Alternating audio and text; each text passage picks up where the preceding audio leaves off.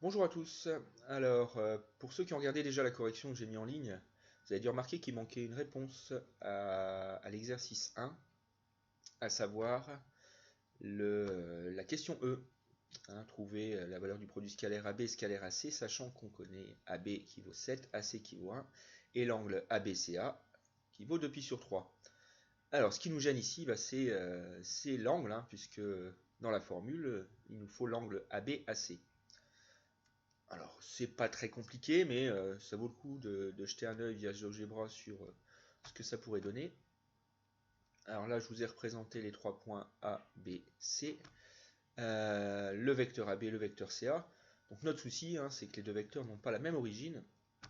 Donc on va tout de suite tracer un représentant de CA d'origine A, et là l'angle apparaît bien mieux, l'angle de 2π sur 3 en degrés, 120 degrés.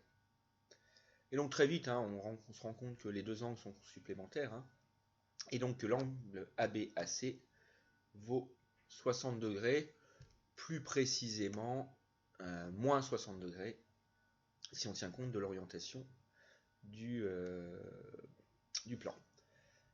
Alors maintenant, on va essayer de corriger la question. Donc on cherche à calculer le produit scalaire AB scalaire AC. Alors d'après ma formule, c'est longueur AB fois longueur AC fois cosinus de l'angle AB AC.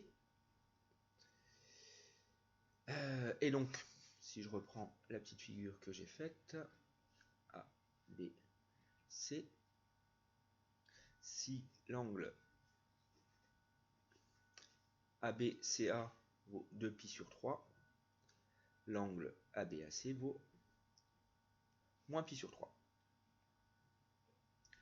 Mon produit scalaire devient donc longueur AB 7 fois longueur AC 1 fois cosinus de moins π sur 3.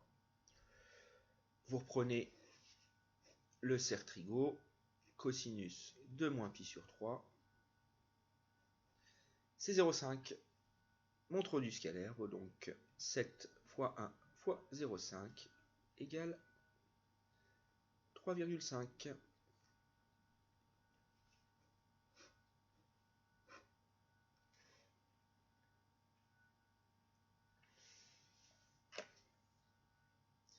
Alors il y a un petit peu de latence entre la vidéo et le son.